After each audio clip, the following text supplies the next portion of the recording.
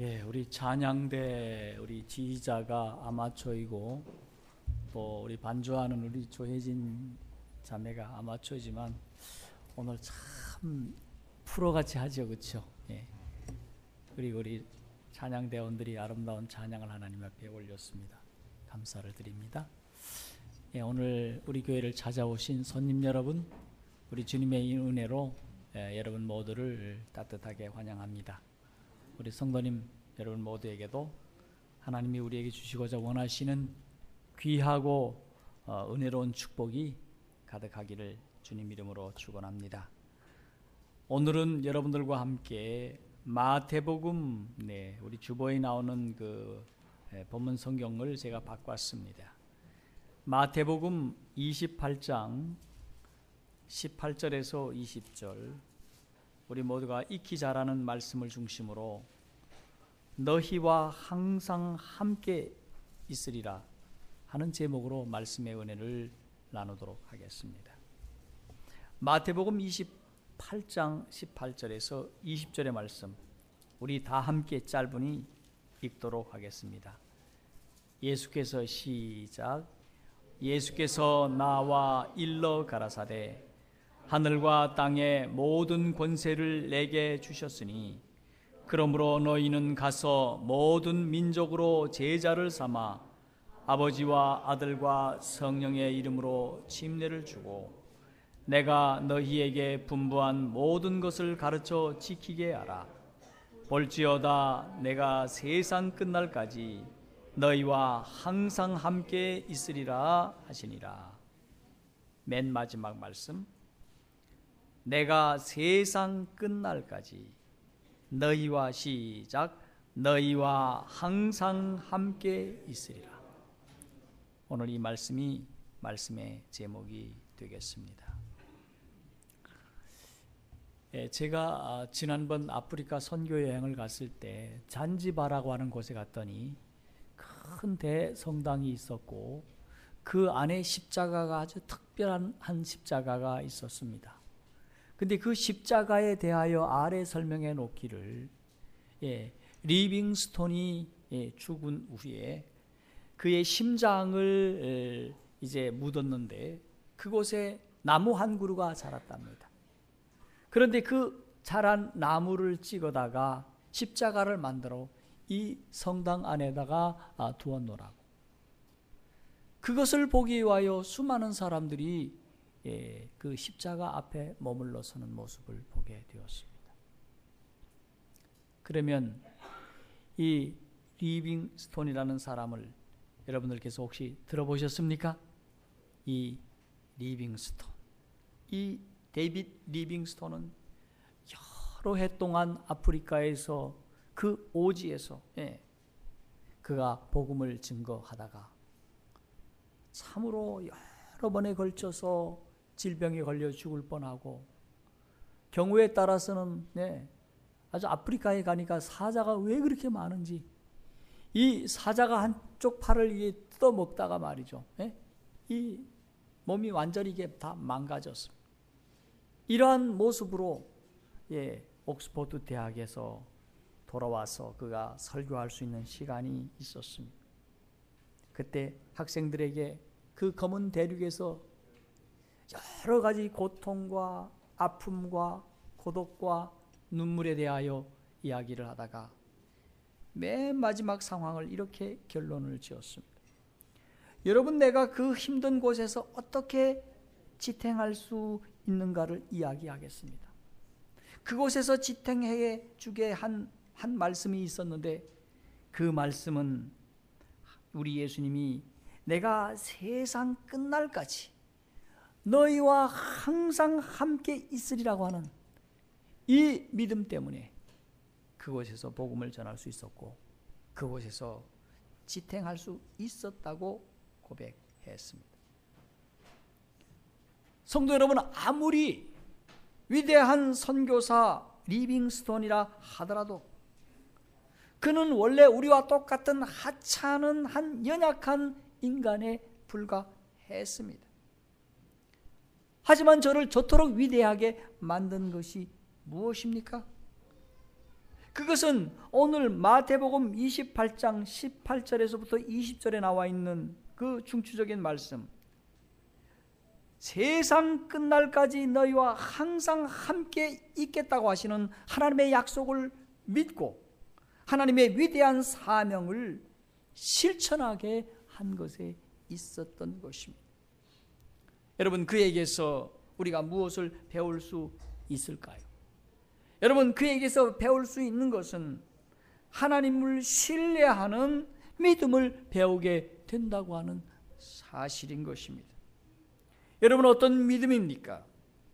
위대하신 하나님의 약속을 붙잡고 하나님의 약속을 의지하며 그는 살았다고 하는 사실입니다. 나아가서 위대한 분의 약속을 실천한 것입니다. 아무도 가지 못할 검은 대륙 아프리카에 선교사로 나갔던 것입니다. 그런데 아프리카를 가봤더니 참 재미있는 것은 이 리빙스톤이 오기 전까지만 해도 아프리카 사람들은 잡아다가 마치 뭐와 같았습니까? 짐승이었습니다. 짐승 같은 사람들을 위하여 리빙스톤이 첫 발을 내디었습니다. 그곳에는 여러분 얼마나 많은 위험이 도사리고 있는지 모릅니다. 병마가 도사리 있고 사람을 잡아서 먹는 그런 살인마들이 있고, 그리고 숱한 맹수들이 있었습니다. 그리고 길은 전혀 없었습니다. 그곳에 그가 복음을 증거하고 이렇게 나아갔던 이유 중에 하나가 무엇입니까? 하나님의 위대한 약속을 붙잡고 의지하며 그 약속을 실천하면서 살았던 것입니다. 여러분, 나는 비록 죽음이 병이 온다 하더라도 맹수가 들끓었다 하더라도 하나님의 약속, 내가 너희와 함께 있으리라고 하는 이 약속을 믿고 나갔기에 어떤 위험이나 맹수의 위험에서도 이길 수 있었던 것입니다.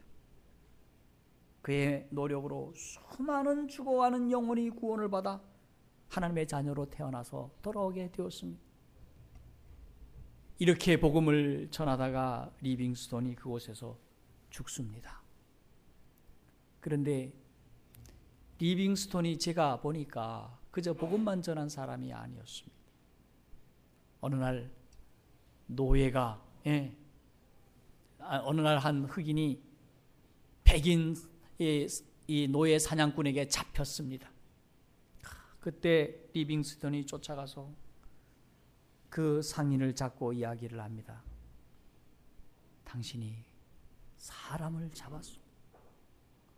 그리고 그 사람을 팔려고 하오. 그것은 하나님 앞에 큰 죄입니다. 당신은 이 사람을 풀어주어야 합니다. 왜냐하면 그도 하나님께서 당신의 형상으로 지었기 때문에 당신은 잡을 권리도 없고 잡아서 팔아야 할 권리도 없습니다. 그를 놓아주어야 됩니다. 설득을 했습니다. 이렇게 설득을 당한 이 사람은 여러 명의 노예를 놓아줬어요. 그런데 그 노예들이 다 자기의 갈 길을 갔는데 딱 한 사람이 남았습니다. 그 사람이 평생 동안 리빙스톤을 쫓아다니면서 리빙스톤의 조수가 됩니다. 훌륭한 분입니까? 이 노예도? 이분도? 그런데 이분이 리빙스톤을 따라다니면서 리빙스톤을 돕는데 어느 날 그의 스승이신 데이빗 리빙스톤이 돌아가시는 것이었습니다. 그런데 이 사람이 어디에서 들었는지 반드시 이분의 시신은 영국으로 돌려보내야 된다 생각을 하고 그냥 돌려보내면 육신이 다 부패가 되지 않습니까? 그래서 그 속에 있는 내장은 다 수술해서 꺼내서 땅속에다 묻습니다. 그리고 그 시신은 말렸다가 어떻게 해서 영국으로 보내게 되고 그분의 시신은 지금 영국의 웨스트민스터 사원 아래에 그 무덤에 묻혀 있습니다.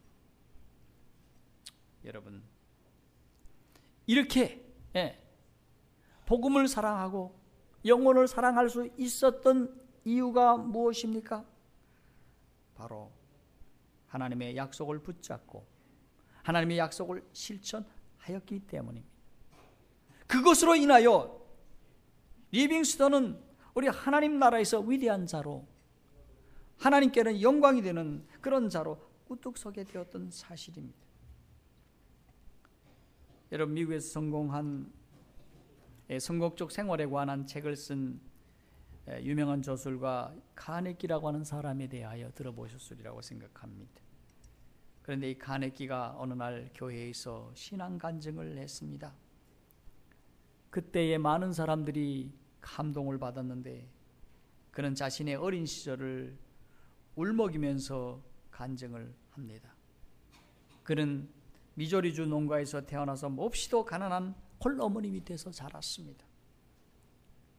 그런데 그가 저녁 잠자리에 들면 반드시 그의 어머니가 카네기 머리맡에 와서 머리를 쓰다듬으면서 하는 말이 하나님이 너를 돌보아 주신다. 그 말을 잠들 때까지 이야기를 하는 것입니다. 그리고 굶고 잠자리에 든 적은 아무것도 없었다고 합니다. 왜냐하면 어머니가 그를 사랑해서 무슨 수를 쓰더라도 매일같이 아침, 점심, 저녁 빵을 그에게 주었다고 하는 것입니다. 그런데 그는 나중에 말하기를 빵 한 조각 속에서도 어머니가 계셨고 그곳에 하나님이 계셨다. 그는 그렇게 고백을 했습니다. 찢어지게 가난했어도 어머니는 자식을 위하여 빵을 만드셨고 빵을 구했고 빵을 위해 노력을 했고 그래서 그 빵 한 조각조각마다 어머니가 계셨다고 고백을 하고 그리고 어머니를 그토록 위대하게 만드신 하나님이 계셨다고 얘기를 합니다. 성도 여러분, 낯선 길을 여행해 보신 일이 있습니까? 낯선 길을 혼자서 물어가면서 걸어가는 것과 길을 잘 아는 사람의 안내를 받으며 걸어가는 길은 얼마나 다릅니까? 더욱이 사랑하는 사람과 사랑을 속삭이며 걸어간다고 한다면 그 여행의 길은 얼마나 즐겁고 신나는 길입니까? 저와 여러분은 2013년 계사년이라고 하는 인생의 머나먼 길을 걸어가고 있습니다. 이 험한 인생길을 혼자 걸어가기를 원하십니까? 아니면 누구랑 함께 걸어가기를 원하십니까? 그 누구와 손을 잡고 걸어간다면 과연 누구입니까? 세상 사람은 때로는 돈을 의지하면서 인생의 길을 걸어가고 있습니다. 어떤 이들은 권력을 의지하고 어떤 사람은 젊음과 더불어 인생의 길을 걸어가고 있습니다. 때로는 세상의 지식이나 건강이나 사랑이나 명예나 주목을 의지하여 나름대로의 인생의 길을 걸어가고 있습니다. 그런데 우리가 한 가지 기억해야 할 것이 있습니다. 우리가 그토록 의지하고 기대고 살았던 것들이 언젠가는 우리의 곁을 다 떠날 때가 옵니다. 우리를 배신할 때가 옵니다. 우리를 슬프게 할 때가 옵니다. 때로는 깊은 상처만 남기고 떠날 때도 있습니다. 그러기에 세상은 잠깐 우리와 함께 갈 수 있을지는 모릅니다. 그러나 그 어떤 경우에도 우리와 영원히 동행할 수는 없는 것입니다. 때가 되면 세상의 모든 것, 돈도 명예도 재물도 권세도 그렇게 자랑하던 젊음도 건강도 영원히 변치 않을 것 같은 사랑도 남편이나 아내도 자식마저도 언젠가는 우리의 곁을 떠날 때가 반드시 오는 것입니다. 만남이 있으면 이별이 있듯이 이 세상 모든 것들과 언젠가는 다 헤어져야 하는 것입니다. 죽음의 장벽을 뛰어넘어 우리가 영원히 함께 가질 수 있는 이 세상에는 영원히 우리와 함께 가질 수 있는 것은 이 세상에는 아무것도 없는 것입니다. 여러분, 모기 와요 새벽 일찍부터 밤늦게까지 먹고 싶은 것 참아가며 허리띠를 졸라매며 통장에 한 푼, 두 푼 쌓이는 모습을 보며 흐뭇하게 생각하면서 모으기에 힘썼던 그 많은 돈도, 또 땅들도 아파트도 언젠가는 물거품처럼 다 사라질 때가 올 것입니다.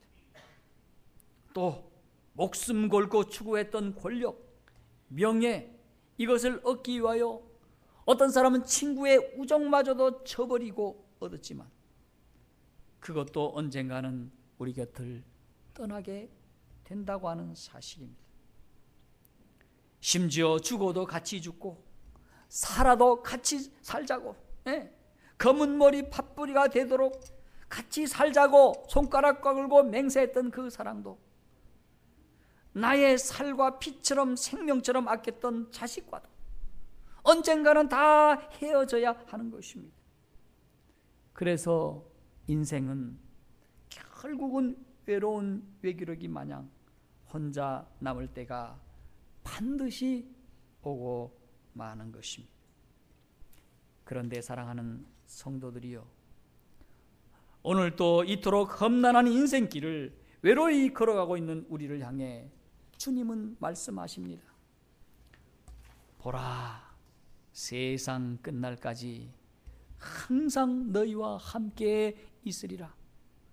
세상 끝날까지, 아니 죽음의 장벽을 넘어 영원한 새 생명의 나라에 이를 때까지 우리와 함께 하시겠다고 약속하고 계십니다. 고해와 같은 이 험난한 인생길을 혼자서 걸어가는 것과 주님과 함께 걸어가는 것이 얼마나 다른지 아십니까?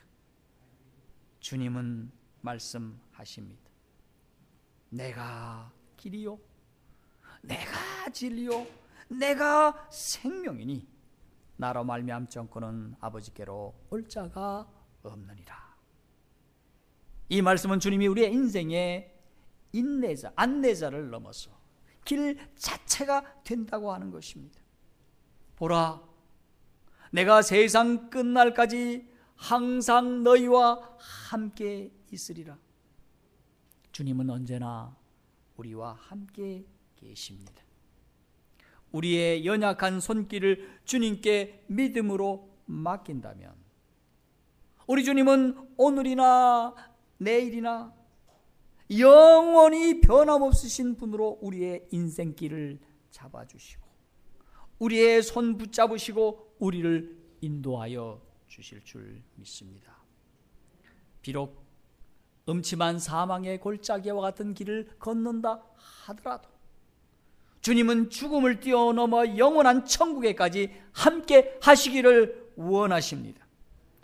아무리 힘들고 어려워도 가시밭길과 같은 길이라 하더라도 깊은 계곡과 같은 험한 길이라 할지라도 주님은 끝까지 동행해 주십니다. 여러분 믿으십니까?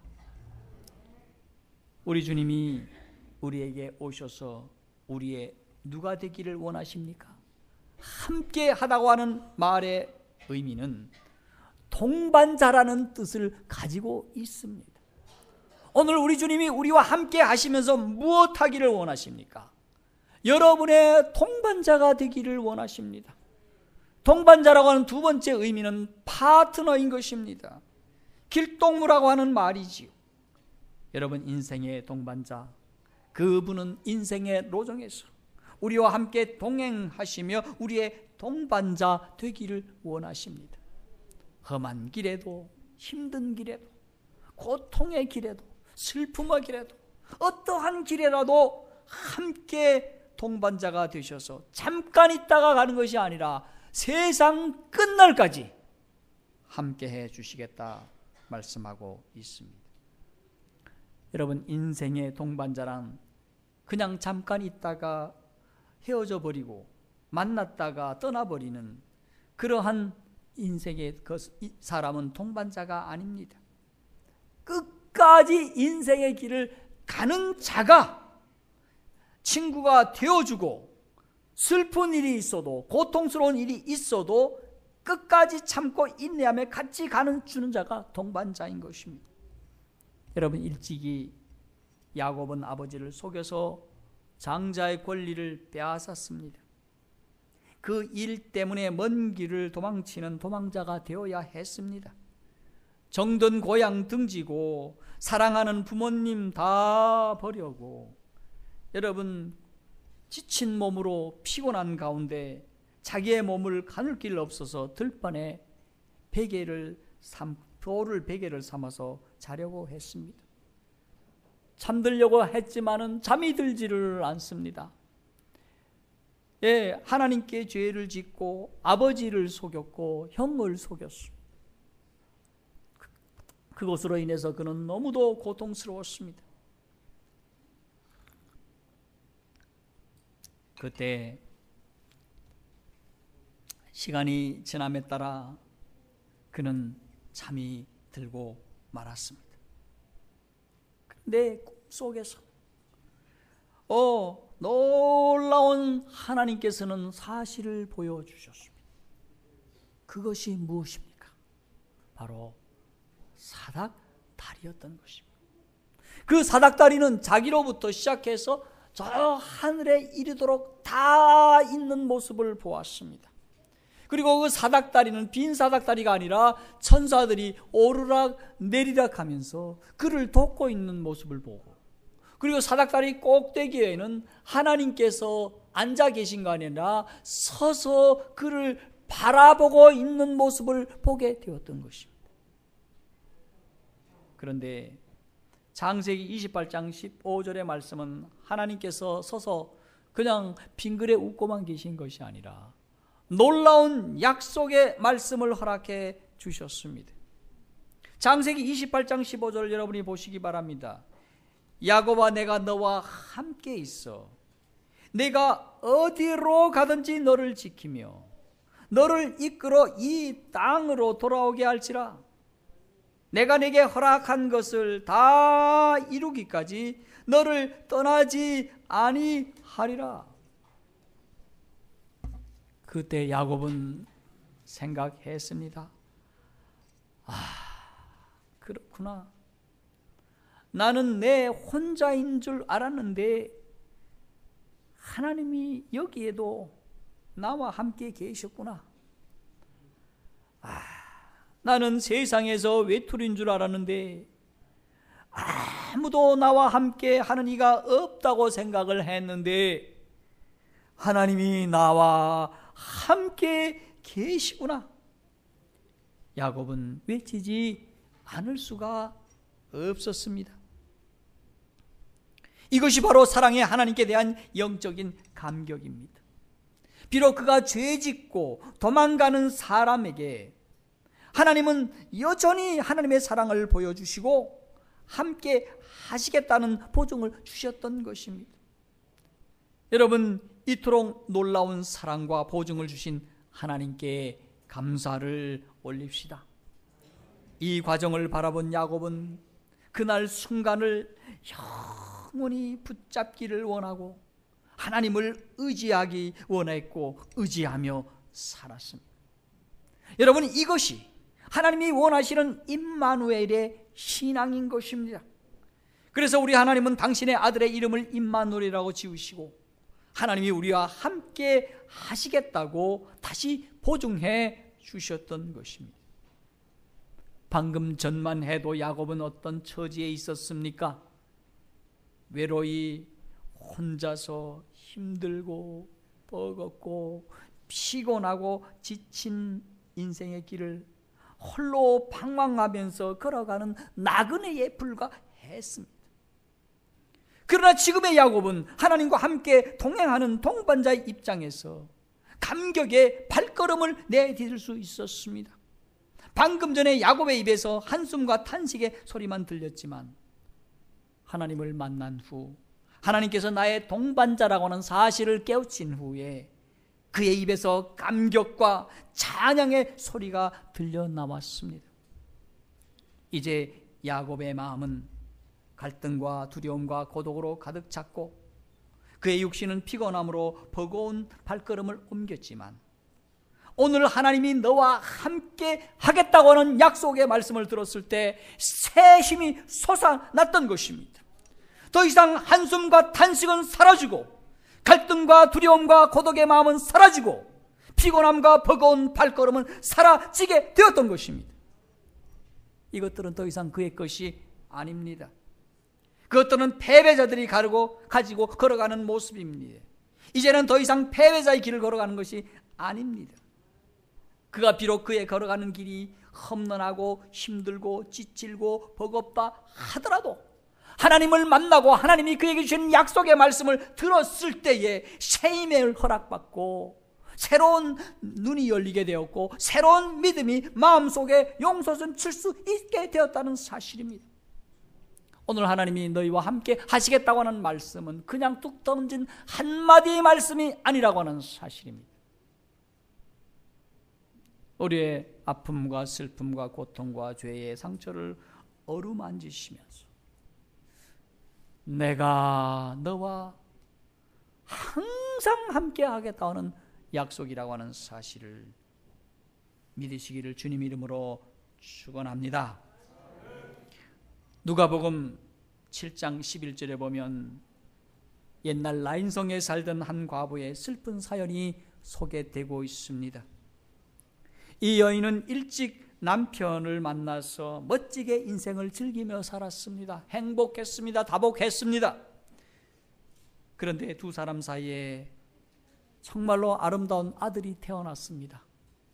그리고 청년으로 무럭무럭 자라고 있는 즈음에 그의 사랑의 대상자였던 남편이 시름시름 병으로 앓더니 어느 날 갑자기 먼저 가버린 겁니다.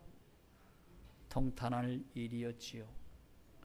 그런데 얼마 지나지 않아 설상가상으로 그의 가정의 소망이었던 이 아들마저 덜컥 죽게 되었습니다. 여러분, 이 상황을 우리가 어떻게 표현할 수 있을까요? 이 여인의 비통함을 우리는 어떻게 헤아릴 수 있겠습니까? 이제 동네 사람들이 도움으로 죽은 외아들을 상녀에 메고 어휘 하면서 공동묘지를 향해 갈 때 자식 잃은 어미의 마음은 천갈래 만갈래 찢어지는 아픔을 누르고 또 누르고 겹겹이 몰려온 서름과 복받치는 울음을 참을 길이 없어서 애끓는 소리를 나오다 못해 울음조차 울지 못하고 마냥 황망히 서산을 바라보며 아들의 상녀를 그저 힘없이 맥없이 따라가고 있었습니다. 여러분, 그 순간 한 분이 가는 상녀 앞을 가로막고 섰습니다. 바라보니 그분이 길이요 진리요 생명이시요 부활이신 예수 그리스도 앞에서 저들 앞에 서신 것입니다. 그리고 주님께서 과부를 보시고 불쌍히 여기며 울지 말라고 말씀을 하십니다. 더 이상 슬퍼하지 말라 내가 왔다. 네. 그리고 관에 손을 얹고 하시는 말씀이 청년아 내가 네게 말하노니 일어나라. 일어나라고 말씀을 하셨습니다. 죽은 청년이 살아났습니다. 그런데 죽었던 청년이 살아나자 어머니의 소망이 살아났고 믿음이 살아났고 그가 가야 할 발길이 살아나게 되었습니다. 발길이 발견하게 되었습니다.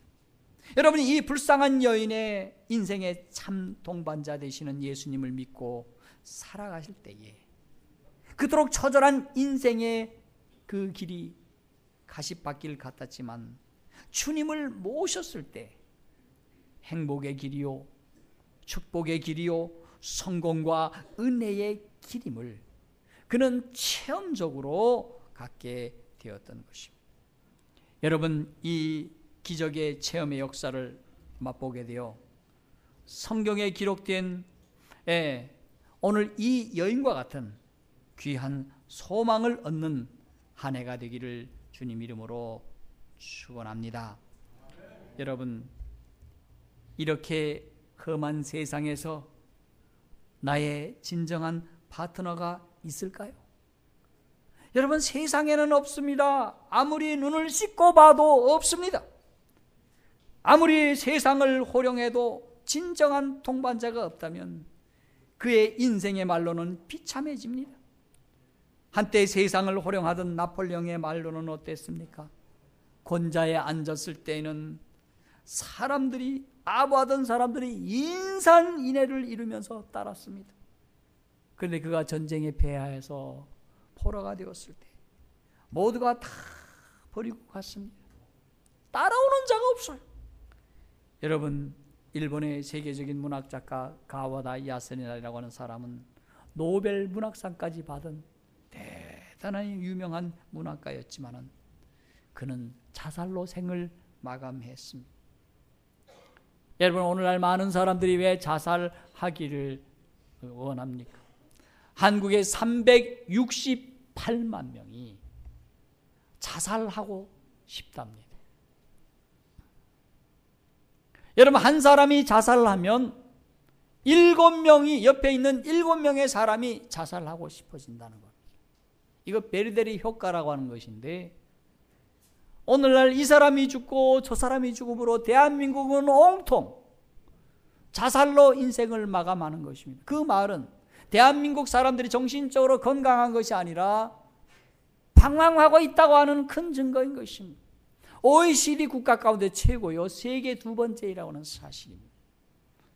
여러분, 오늘 그토록 유명한 문학가 가와다 야스나리라고 하는 사람도 왜 자살로 생을 마감했을까요?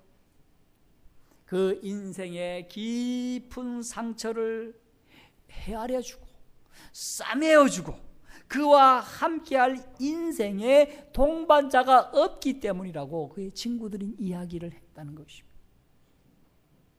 사랑하는 성도 여러분, 우리의 깊은 생각이나 연약함까지 아시고 깊이 동정하시며 모든 문제를 해결해 주시는 이인 우리 주 예수 그리스도밖에 없다는 사실을 믿으시기를 바랍니다. 그만이 진정한 우리의 인생길의 동반자입니다. 복음 성가 가운데 이러한 노래가 있습니다. 나는 길 잃은 나그네였네, 죄 중에 헤매이는데 사랑의 내 왕 목자 예수 나를 집으로 인도하네. 나의 영혼이 피곤할 때에 나를 붙들어 힘주시고 위로해 주시는 예수 나와 언제나 동행하네. 내가 이 세상 살아갈 동안 주는 곁에 함께하사 늘 보호해 주시는 예수 나를 안전케 하시리라. 영원토록 주 안에 내가 거하리라. 영원토록 주 안에 나 안식하리라. 진실로 선함과 그 인자하심이 날마다 함께 하시리라. 날마다 함께 하시리라. 날마다 함께 하시리라. 사랑하는 성도 여러분, 우리 주님이 우리와 날마다 함께 하기를 원하십니다.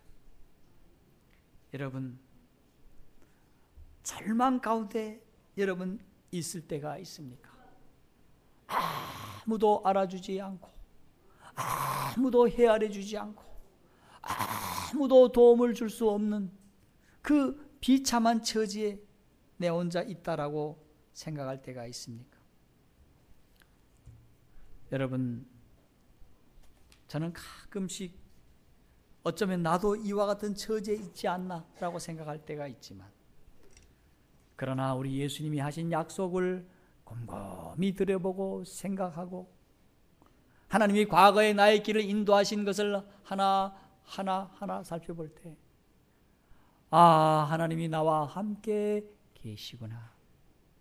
나의 손을 잡으시고 나를 일으켜 주시고 나의 등 뒤에서 나를 인도하고 계시는 사실을 뜨겁게 절절히 느낄 수 있었던 것입니다.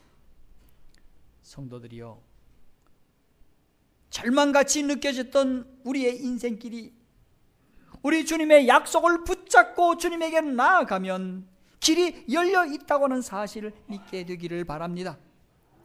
때때로 우리가 인생의 길을 살아갈 때 마치 사망의 음침한 골짜기에서 방황할 수도 있습니다. 이것은 바로 자살하려고 하는 그 모습과 같지요. 절망할 때가 옵니다. 포기하고 싶을 때가 옵니다. 모든 것이 절벽같이 느껴질 때가 옵니다. 어찌할 바를 모르고 전전긍긍하며 몸부림쳐야 할 절박할 때가 옵니다. 사업이 망하든지, 건강하던 사람이 병으로, 사랑하던 이가 훌쩍 우리 곁을 떠난다든지, 믿었던 친구가 배신한다든지, 그토록 철저하게 맹세하던 사랑이 나를 저버릴 수도, 죽음이 우리를 갈라놓지 않는 한 우리 사이를 갈라놓지 못하리라고 서로 약속했던 그 약속이 물거품처럼 여러분 사라져 버릴 수도 있다는 말입니다. 여러분, 언젠가는 이 세상에 아무도 내 곁에 없는 것 같이 나를 혼자 둘 때가 반드시 옵니다.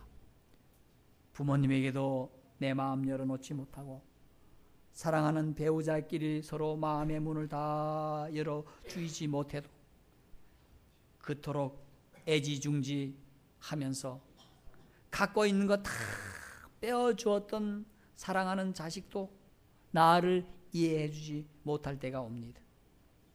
믿었던 사람, 평소에 그토록 좋게 지냈던 사람이 이 세상이 나를 향해 등을 돌려대고 그것도 모자라 돌멩이를 집어던지는 그런 상황이 올 때, 사람들이 난 널 모른다, 나는 너와 아무 관계가 없다, 그럴 때가 올 수 있습니다. 여러분, 그런 때 모두가 나의 곁을 다 떠나버린 그때, 그토록 정겨웠던 사람들이 등을 돌리고 배반할 그때, 돌을 던지고 있는 그때, 그래, 나 혼자야? 나 생을 포기하고 싶어. 나는 한강을 가고 싶어. 나는 목을 베고 싶어. 여러분, 그 같은 아픔의 순간에 우리 주님이 우리와 함께 계시다고 하는 사실을 결코 잊지 마시기 바랍니다.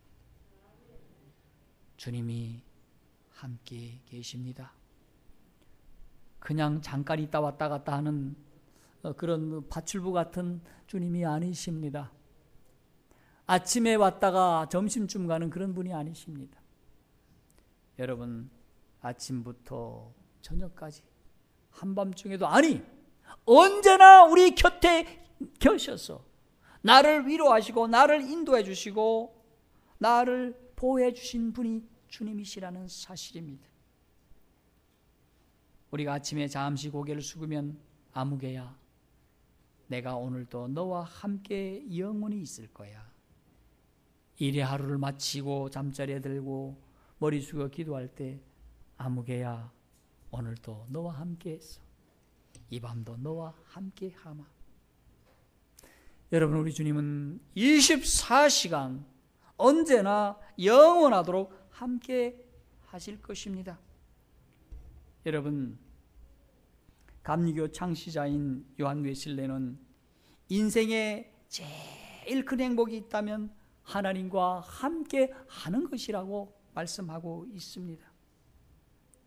그리고 정반대에 대해 이야기하기를, 인생 중에서 가장 불행하고 가련한 자는 하나님 없이 고아와 같이 생활하는 자이다, 그렇게 말을 하고, 그의 삶은 공허와 혼돈과 흑암뿐이라고 이야기를 합니다. 여러분, 하나님과 함께 하셔야 됩니다. 하나님과 함께 하시지 않는다면 공허하고 혼돈과 흑암 가운데서 우리는 적막한 가운데 방황하며 유리하고 고생할 수밖에 없는 자가 되는 것입니다. 여러분, 톨스토이는 50고개를 넘으면서, 여러분, 인생은 괴로운 것이다, 다음에 올 순서는 무엇인가, 그렇게 한탄을 했습니다. 괴토는 탄색하기를, 70년의 생애 중에 기쁜 날이 오는 불과 4주밖에 없다, 그렇게 탄식을 했습니다. 독일의 재상 비스마르크는 나의 일생 동안 행복을 느낄 때는 24시간밖에 없었다. 평생 동안 술과 웃음으로 반생을 지낸 이태백은 칼로 물을 빼면 다시 흘러가고, 잔을 들어 술을 마시면 근심이 더욱 깊어진다. 그렇게 탄식을 했습니다. 그러면 우리가 그토록 구하고 찾는 참 기쁨과 만족은 과연 어디에 있습니까? 여러분, 세상에는 없습니다. 여러분, 사람에게는 없습니다. 여러분, 그러므로 너무 세상 의지하지 마시고 물질을 의지하지 마시고 사람 의지하지 마시기를 바랍니다. 얼마나 우리는 그동안 많이 속아왔습니까? 얼마나 많이 배신을 당해 오셨습니까? 그런데 오직 우리 하나님에게는 있습니다.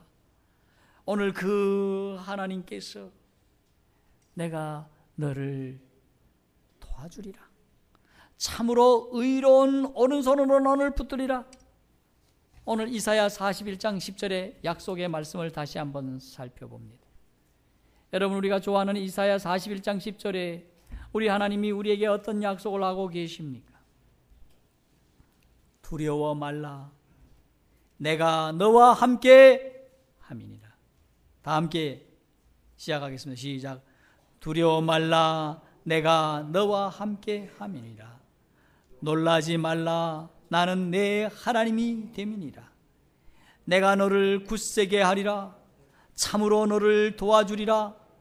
참으로 나의 의로운 오른손으로 너를 붙들리라. 성도들이여, 오늘 이 주님을 여러분 모시기를 바랍니다. 이 주님께서 여러분을 돕기를 원하십니다. 여러분, 올 한 해 동안 이렇게 살기 위해서 우리는 어떻게 하여야 하겠습니까? 오늘 사람들은 이와 같이 하나님께서 도와주시고 인도하시는 그 손길, 그 약속들을 까마득히 잊고 사는 사람이 얼마나 많이 있는지 모릅니다. 그러므로 여러분, 올 한 해 동안에는 이 성경 말씀을 꼭 일독하시기를 바랍니다. 이것이 목표입니다. 그렇습니까? 그리고 올해는 시대의 소망 1, 2, 3권을 읽으시기를 바랍니다. 여러분, 시대의 소망 1, 2, 3권을 읽으시면 하나님이 우리를 얼마나 예수님을 통하여 사랑하시고 우리를 구원하시기 위하여 계획하신 모든 바가 그 속에 다 담겨 있습니다. 여러분, 시대의 소망을 지난번에 오셨던 우리 어떤 장로님은 다 외우신다 그러지 않습니까? 그리고 올 한 해 제자 교육을 제가 확실하게 시키려고 합니다. 여러분, 제자 사역의 훈련 가운데 오시는 분들은 성경절 1000절을 외우게 될 것입니다. 여러분, 성경 1000절을 외우면 사람이 달라집니다. 그리고 올해는 여러분 많은 기도를 드리려고 합니다. 우리 김민규 선교회장님께서 기도에 대한 말씀을 하셨는데 올해는 더욱더 기도하는 한 해가 될 수 있도록 여러분 모두가 다 기도 수첩을 만드시기를 바랍니다. 오늘 여러분들이 김민규 장로님이 주신 것처럼 이렇게 써놓으시고 이렇게 기도를 하시는데 여러분이 기도 수첩을 다 만드시기를 바랍니다. 예, 문방구 가면 기도 수첩이 될 만한 노트들이 있습니다. 다 적으시기를 바랍니다. 필요하시면 말씀하시면 제가 도와드릴 수 있습니다. 그리고 올 한 해는 여러분 주님의 진정한 제자가 되기를 바랍니다. 오늘 주님께서는 제자를 찾고 있습니다. 여러분, 그런 제자가 되셔서 주님 앞에 진정한 사역을 올리기를 원하십니까? 그렇게 되기를 바랍니다. 성도들, 제 말씀을 마치면서 우리의 가는 길이 아무리 괴롭고 아무리 고독할지라도 사람들과 함께 하다가 낙심하고 실망하고 괴로워하지 마시고 죽은 자를 살려주시고 우리를 깊이 동정하시고 이해해 주시는 주님과 함께 하심으로 여러분의 앞길에 우리 예수 그리스도로 말미암아 큰 축복이 가득 차는 복된 한 해가 되기를 바라면서 말씀을 마칩니다.